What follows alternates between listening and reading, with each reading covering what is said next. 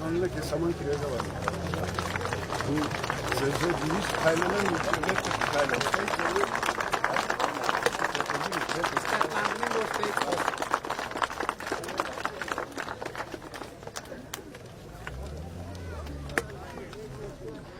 Սիրելի ջրաշենցիներ, բարև ձեզ, ողջունում եմ ձեզ։ Շնորհակալ եմ ջերմընդունելության համար եւ ուզում եմ շնորհակալություն հայտնել, որ այս դժվար ժամանակներում շարունակում եք պինդ եւ հաստատակամ մնալ։ Ժողովուրդ, գաղտնիք չկա, որևէ մեկը չի կարող թաքցնել։ Մենք շատ դժվար ժամանակներ ենք ապրում, բայց այդ դժվար ժամանակները կանխատեսելի են։ Եվ խնդիրն այն է, որ մեր մեծագույն պրոբլեմն է, որ մենք այս դժվար ժամանակներին մեր պետականության գոյության ողջ ընթացքում պատշաճ կերպով չենք հասցրել կազմակերպել, պատրաստվել։ Բոլոր ասպարեզներում ընդ որում դա երևում է։ Ընդ որում տեսեք, որպեսզի մենք անվտանգության խնդիրները պատշաճ մակարդակով կարողանանք լուծել, այդտեղ ամենակարևոր հարցը ի՞նչն է։ Ամենակարևոր հարցը պետական բյուջեն է եւ պետական բյուջեի միջոցները, որ դրվում են անվտանգության վրա։ Իսկ պետբյուջեն ինչից է ձևավորվում։ Ձևավորվում է քաղաքացիների վճարած հարկերից, ձևավորվում է տնտեսության աշխուժությունից, ձևավորվում է արտադրված արդյունքից։ Բայց տեսեք, անկախության 27 տարիների ի վեր Հայաստանի գյուղատնտեսական հողերի ուղիղ կեսը չի մշակվել։ Ուղիղ կեսը չի մշակվել։ Այն վաղ որ գյուղնախարարություն կար, էլի ավելի շատը չէր մշակվում։ Հայաստանի գյուղատնտեսական հողերի 75%-ը ոռոգելի չի։ Մինչդեռ Հայաստանում ձևավորվում ամեն տարի մեր լեռներում ձևավորվում այնքան ջուր, որ Հայաստանի կարիքները ամբողջ երկիրը ոռոգելու համար կարող է բավարարել։ Երրորդ հանրապետության պատմության մեջ մենք ընդամենը մի ջրամբարի շինարարություն ենք սկսել։ Եվ այս ամեն ինչը 30 տարվա ընթացքում մեր չարածն է, որ այսօր չոքել է մեր դռանը։ Սա է ամենակարևոր արձանագրումը։ Բայց այսօր այս օրհասական պահին մենք պետք է ամուր կանգնենք իրար կողքի։ Ես նկատի ունեմ Հայաստանի Հանրապետության քաղաքացիներին։ Այն մարդկանց, ովքեր հավատում են, որ երկրում կա ապագա։ Հայաստանում ժողովուրդ ապագա կա, բայց այդ ապագան օդից չի ընկնելու։ Մեր ամեն օր մեր արածը եւ չարածը անդրադառնալու է 10 տարի հետո մեր իրականության վրա։ Եվ մենք ուզում ենք, որ մենք այսօրվանից գյուղից սկսած քաղաքով շարունակած մեր երկիրը պետք է շատ լուրջ փոփոխությունների ենթարկվի եւ մենք այս ընթացքում շատ կարեւոր փոփոխություններ ենք արել եւ շարունակում ենք անել։ Մասնավորապես հիմա այս տարվանից նաեւ ուժի մեջ մտավ գյուղատնտեսության ապահովագրության ծրագիրը։ Եվ այդ ծրագրով կարտոֆիլը եւ հացահատիկը մտել է ապահովագրության ծրագրի մեջ, առայժմ կաղամբը չկա, բայց ջրաշենում նաև հացահատիկ եւ կարտոֆիլ կա, չէ՞ շատ։ Ընդ որում մի հեկտարի համար կարտոֆիլը, եթե հիշողությունս չի դավաճանում, 56000 դրամ է, որի կեսը վճարում է կառավարությունը, իսկ բանը հացահատիկը 28000 դրամ է, որի կեսը էլի վճարում է կառավարությունը։ Սա ինչով է կարևոր։ Կարևոր է նրանով, որ Աստված չանի կարկտահարության դեպքում եւ ըստ էության հնարավորություն է գյուղացիների համար, որ կրած վնասը ամբողջությամբ փոխհատուցվի։ Հաջորդը մենք պիտի ձեր ուշադրությանն եմ հրավիրում հետեւյալ փաստը, որ մենք պետքա ուշադրությանն եմ հրավիրում խելացի անասնագոմերի ծրագրին, որը շատ կարևոր է։ Եվ մենք խելացի անասնագոմերի ծրագրով գյուղացիների ծախսած փողի որոշակի տոկոսը կապված թե գյուղը որ զոնայում է գտնվում, ուղղակի քեշ փողով հետ եք տալիս։ Բայց խելացի անասնագոմի ծրագիր ինչով է կարևոր, որ գյուղացուն պաշտպանում է կաթի գնի վայրիվերումներից, որովհետև խելացի անասնագոմում արտադրված կաթի մասնագետները ինձ հավաստիացրել են կաթի գինը սեզոնում 190 դրամից երբեք չի իջնելու։ Բայց սրա համար պետք է Չէ, եթե խելացի անասնագոմում է, դա ինչի է դա կապված ժողովուրդ, որովհետև գործարանները ուզում են 4 աստիճանի հերմետիկ վիճակում գտնվող կաթ մթերեն, որի գինը ուրիշ է։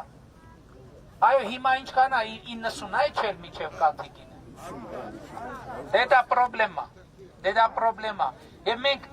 այդ ծրագիրը գործարկել ենք 2019 թվականին, ցավոք սրտի դեռ այն թափը չի ստանում։ Մենք պիտի նայենք, թե ինչու գյուղացիները բավարար չափով հետաքրքրված չեն դրանով։ Պետք է հասկանանք ոնց խթանենք, ինչ վարկ տանք, ոնց անենք, որպեսզի այս ծրագիրը խթանենք։ Հաջորդը մենք ասում ենք հետևյալը, բոլոր այն տնտեսությունները, որոնք կանցնեն կաթիլային ոռոգման 2022 թվականից սկսած 5 տարի ոռոգման փող չեն կուզելու, այսինքն այն տնտեսությունը, որը անցնում է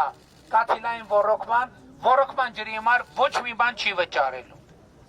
Սա էլ է շատ կարևոր ծրագիր եւ սա մեզ կօգնի։ Սա երբ որ ասում եմ գյուղատնտեսական հողերի կեսը չի մշակվում, երբ որ մենք անցնենք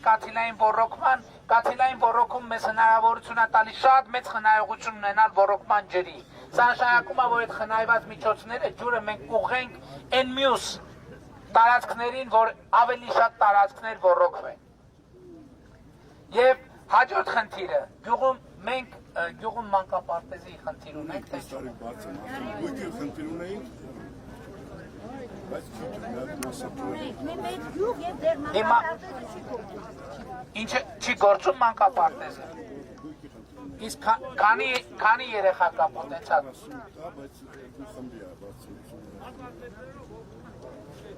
Մի րոպե ծրագրերի մեջ մոդուլային մանկապարտեզների չեք ներգրավել։ Դե շենքը կա այսինքն։ Շենքը քեզ բայց մեր գյուղի բնակության համար շատ քիչ է։ ու ջուրա, Ու ջուրա հիմա հետևյալն ենք պայմանավորում։ Մենք զանգվածային մանկապարտեզների զանգվածային կառուցման ծրագիր ենք գործարկում։ Եվ այս տարի, եթե դուք հետևում եք կառավարության նիստերին, ամեն նիստին, այս վերջին նիստերից մեկում Սպիտակի մանկապարտեզը մտավ ծրագրի մեջ, երբ որ համայնքը ստանձնում է, որ հետագա սպասարկումը կիրականացնի, եւ մենք ասում ենք, որ մինչեւ 2025 թվականը մանկապարտեզի տարիքի բոլոր երեխաների համար կառուցելու ենք մանկապարտեզներ։ Մի պայմանով,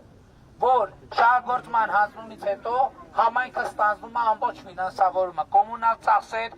աշխատավարձեր եւ այլն։ Բայց զուգահեռ մենք կարևորում ենք նաեւ բովանդակությունը, դրա համար մենք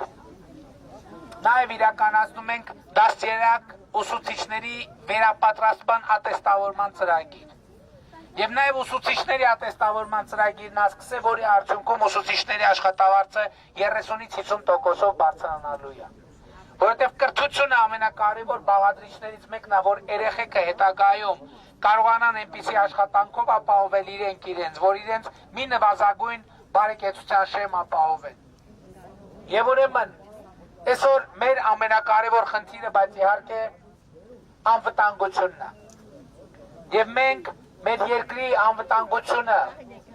ապահովելու համար պետք է առաջինը մեզ ներքին միասնականություն։ Առաջին ամենակարևորը այսօր ինչ վիճակ է, որ դրսից ուզում են ըստ էության ձեզ հայտնի ուժերը իրենց գործողություններով ուզում են Հայաստանի ներսում աջակցել ձեր հայտնի ուժերին։ Եվ ըստ էության ես ուրախ եմ, որ Հայաստանում այս փաստը արձանագրվել է։ Եվ Հայաստանի Հանրապետության ժողովուրդը պետք է ցույց տալ, որ թույլ չի տա որևէ մեկին բռնանալ իր կամքի վրա։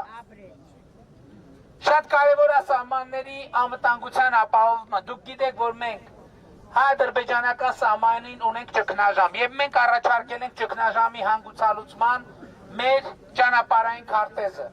Եվ այդ ճանապարհային քարտեզը ընդունվել է նաեւ ԵԱՀԿ Միսկի խմբի համանախագահության կողմից Ռուսաստանի, Միացյալ Նահանգների եւ Ֆրանսիայի։ Եվ մենք պատկերացնում ենք հետևյալը, ժողովուրդ, այսօր Հայաստանի ներսում էլ դրսում էլ կան ուժեր, որ ուզում են Հայաստանը նորից ներքաշել պատերազմի մեջ։ Մենք ասում ենք, որ այս սահմանային իրավիճակը ամեն ինչ անելու ենք, որպեսզի դիվանագիտական ճանապարհով հարցը լուծվի, առանց պատերազմի, առանց զոհերի։ Եվ սրա համար մենք առաջարկել ենք, որ հայելային եղանակով զորքերը հետ քաշվեն սահմանագծից, որից հետո միջազգային հովանու ներքո տեղի ունենա սահմանների գծագրման աշխատանք։ Հիմա էլ սահմանների դեմարկացիայով են մարդկանց ուզում վախեցնել։ Ժողովուրդ ջան, պետք չի դրանից վախենալ, որովհետև ցանկացած անկախ պետություն անխուսափելիորեն պետք է իր հարևանների հետ իրականացնի սահմանների դեմարկացիա։ Դա հեշտ խնդիր չի, շատ բարդ խնդիր է։ Բայց մեր 30 տարվա պատմությունը մեզ ինչ է ցույց տալիս, որ խնդիրները կիսատ պռատ թողել չի կարելի։ Պետք է գնալ կամ ցուցաբերել, մաքսիմալը անել, որ սեփական շահերին համապատասխան գտնվեն լուծումներ։ Եվ մենք այդ մանդատն ենք նաև ուզում ձեզանից։ Մեր մեծագույն խնդիրը Հայաստանում խաղաղ զարգացման դարաշրջան բացելն է։ Այսօր շատ ուժեր կան, որ ուզում են ցույց տալ, թե Հայաստանում ապահովել են խաղաղ սահմաններ, հիմա այս նոր իշխանությունը եկել է եւ չի կարողացել ապահովել խաղաղ սահմաններ։ 91 թվականից սկսած Հայաստանը երբեք խաղաղության մեջ չի եղել։ Երբեք։ Զինադադարից հետո ես թվերը նայեցի, զինադադարից հետո հազարավոր զոհեր են եղել։ Հազարավոր զոհեր են եղել մեր սահմաններին։ Եվ այսօր տեսեք, այսօր գալիս են ասում, ես նայում եմ Ռոբերտ Քոչարյանի պաստառների վրա գրած է խաղաղ սահմաններ, իբր իրանք սահմանների խաղաղությունը ապահովել են։ Իրանք ինչ են սահմաններ եւ ինչով են այդ հարաբերական խաղաղությունը ապահովել։ Որովհետև 98 թվականից մինչև 2008 թվականը Ադրբեջանին ինչ պետք է եղել ստանալ բանակցային սեղանի շուրջ, Ռոբերտ Քոչարյանը նրանց տվել է։ Առաջինը Ղարաբաղը բանակցային սեղանից դուրս թողնելը, դա եղել է Ադրբեջանի երազանքը եւ գերագույն նպատակներից մեկը։ Ռոբերտ Քոչարյանը Հայաստանի նախագահի պաշտոնը բռնազավթելով Ղարաբաղին դուրս է թողել բանակցային սեղանից։ Երկրորդը տարածքների փոխանակման կոնտեքստում Ռոբերտ Քոչարյանը ստեղծել է մի այնպիսի բանակցային բովանդակություն, որով Ադրբեջանը հասել է իր երկրորդ երազանքին։ Դրանով արձանագրվել է, ձևավորվել է բանակցային մի բովանդակություն, համաձայն որի Շուշին, Լեռնային Ղարաբաղի ինքնավար մարզից անջատվում է եւ դրվում է, ինչպես իրենց ժամանակ արտաքին գործերի նախարարն ասում, օկուպացված տարածքների շարքը։ Սա երկրորդ անգնահատելի երազանքն է եղել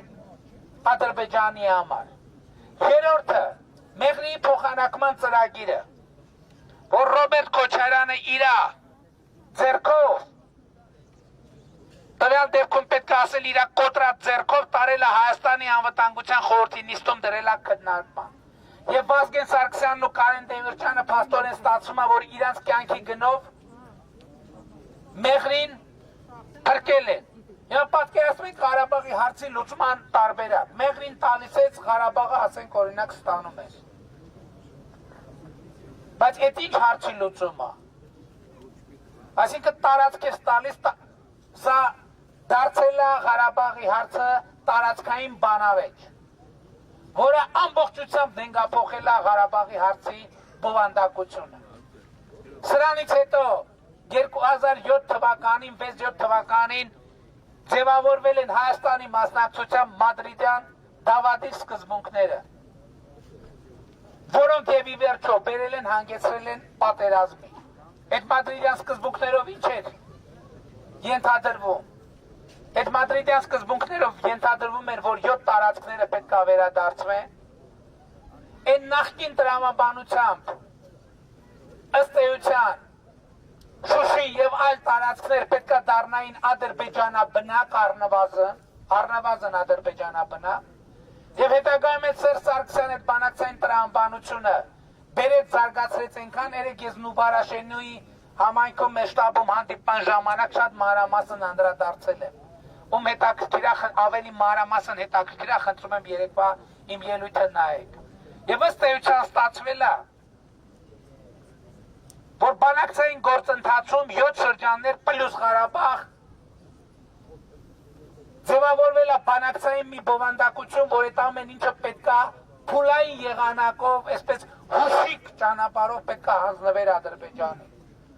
Եվ մենք պայքարել ենք սրա դեմ։ Եվ սրա դեմ պայքարն է, որ համարում են դավաճանություն։ Այն, որ իրանք բանակցային բովանդակությամբ են ամեն ինչը հանձնել են, դա չեն համարում դավաճանություն, այն ինչի մենք պայքարել ենք, դա համարում են դավաճանություն։ Եվ այսօր ես հույս ունեմ, ես սպասում եմ, հունիսի 18-ին բոլոր կուսակցությունների առաջին ավարների բանավեճը կազմակերպվում, ես հույս ունեմ, որ եւ Լևոն Տեր-Պետրոսյանը եւ Ռոբերտ Քոչարյանը կգան, եւ մենք դեմ դիմաց կկանգնենք եւ ժողովրդի առաջ այս ամեն ինչի մասին կխոսանք։ Եկեք կանգնենք իրար առաջ եւ տենանք ով է դավաճանը։ Եկեք կանգնենք իրար առաջ, տեսնենք ով ինչ է արել իր իշխանավարության տարիներին։ Եվ ես հույս ունեմ, որ նրանք այդ բանավեճից չեն խուսափելու։ Ես գիտեմ, մեկ էլ գա վերջը ոնց որ ասում եմ, մի սալդատսկի պրիչին կբռնեն, որ բանավեճի չգան։ Ես հույս ունեմ, որ մենք իրանց այդ հնարավորությունը չենք տալու, որովհետև այդ հանդիպումը եւ այդ խոսակցությունը պետք է անպայման տեղի ունենա։ Եվ այդ խոսակցության արդյունքում է նաեւ, որ մենք պետք է ասենք, որ Հայաստանում ժողովուրդը իր իշխանությունը չի պատրաստվում զիջել ոչ մեկի։ Ժողովուրդ, ես ուզում եմ դեռ մի բան ասել։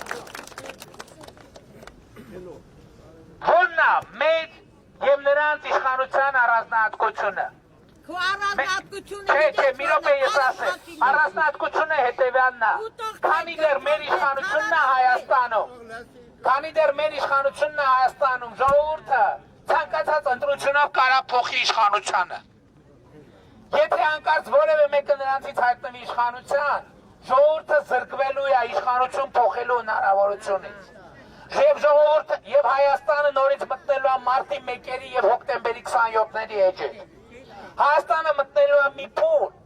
երբ որ բարևելու համար քաղաքացիներին տանում են զուգարաններում ծեծելով սպանում են։ Եվ հիմա, այդ որ ասում եք չեն դատում, չէ, օրինակ Պողոս Պողոսյանի գործով դատավարությունը հիմա գնում է Հայաստանի դատարաններում։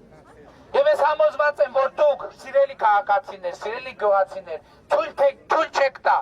որ ձեր իշխանությունը ձեզնից խլվի, ձեր իրավունքը ձեզնից խլվի,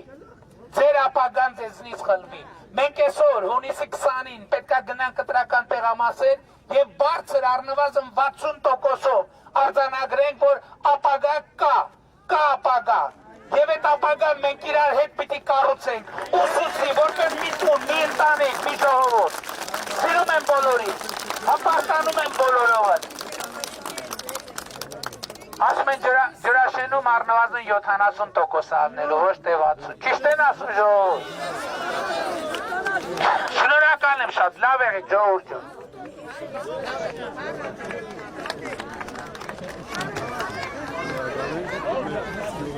Լուգա, հնուցել, հնուցում այնտեղ է Շեն ճանապարհ Əgər Paşinyan o razı çıxmır. Ben burada Kürtleştim. ճանապարհ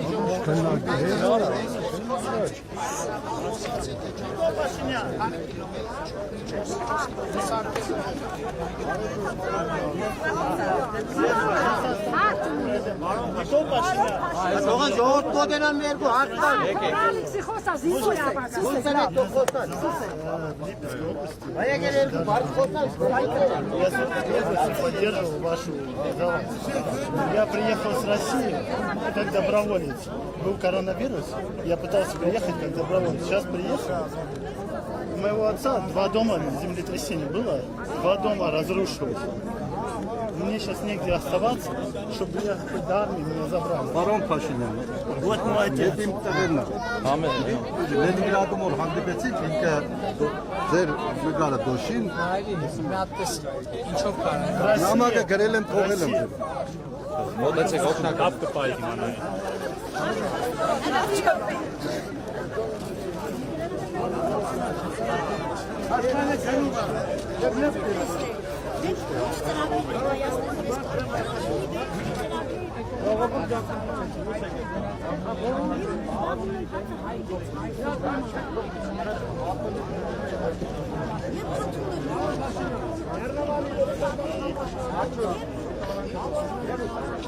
Ահա